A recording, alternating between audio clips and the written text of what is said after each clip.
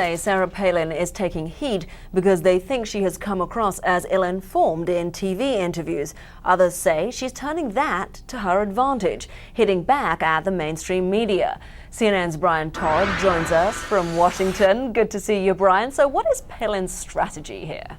Well, Namwa, her campaign says this is something she's been doing all along, but there's clearly an effort now to hit home the message that Sarah Palin is the perfect foil for those Eastern media elites. Back on her turf, connecting with the GOP base on talk radio, Sarah Palin counters the fallout from her TV network interviews. Her message? Those elitist critics don't like me because I'm just like you. It's time that normal Joe Six-Pack American is finally represented in the position of vice presidency. And I think that that's kind of taken some people off guard, and they're out of sorts, and they're ticked off about it. Palin pounds the regular gal theme.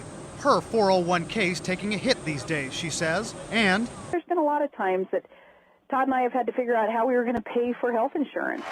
That puts her on the outs with the Washington elite, says Palin, who don't like the idea of a working-class American running for high office. I think she's trying to take a liability and turn it back into an asset. She hasn't looked completely well-versed on some policies.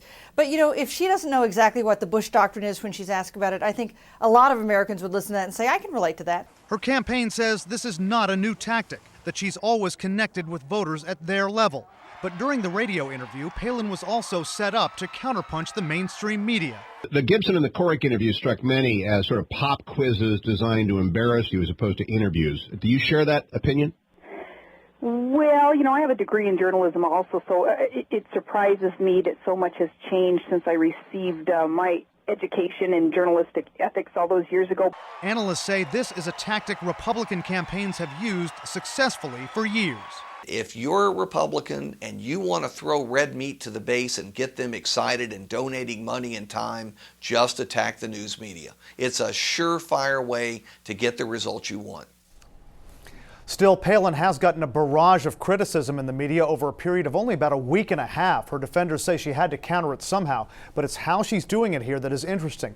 Analysts say this regular gal portrayal is the McCain campaign's way of targeting those Hillary Clinton supporters who have not all migrated to Barack Obama yet, specifically blue-collar folks who voted for Hillary Clinton in the primaries. That's also that Joe Six-Pack audience that Sarah Palin is trying to reach. Namwa? So, Brian, is it just the sort of quote-unquote liberal media that is said to be attacking Sarah Palin? No, not just the liberals. There is a bit of a groundswell of opinion within the Republican Party that Sarah Palin is a little bit over her head here. There's a columnist named Kathleen Parker who made news last Friday when she wrote in an online column, Sarah Palin should quit the ticket. She's in over her head in foreign policy and on economics, and she shouldn't be where she is. Now that, you know, Republican strategists broadly will tell you that that opinion is only represented by about a small portion of the Republican Party, what they call the economic conservatives, the intellectual elites of the Republican Party.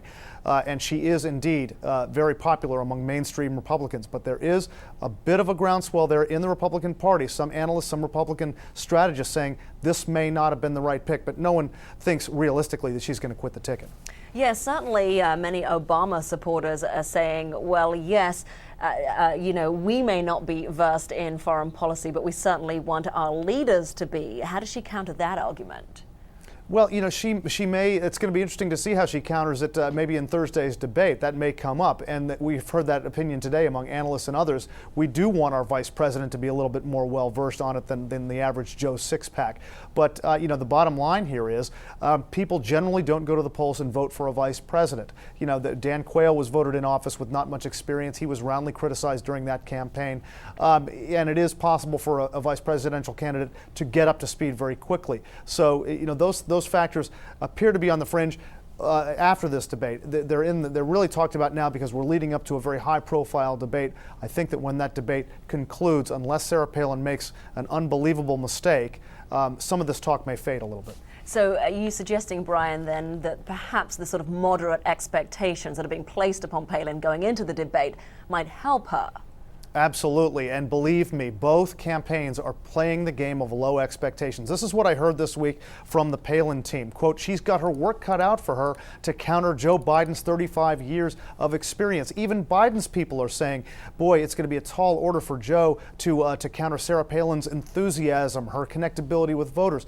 They both play this game. The presidential candidates did it too before their debate last week. They all do it. I think it is fair to say that maybe there's more pressure on Palin to really show that she's more substantive here, but it is also true that the expectations have been lowered. She really, in the minds of many people, just needs to avoid a major mistake tomorrow to be seen as having held her own. All right, that doesn't seem like too much to ask, Brian. No. Thanks very much. Appreciate your time. That's Brian Thanks, Todd for us.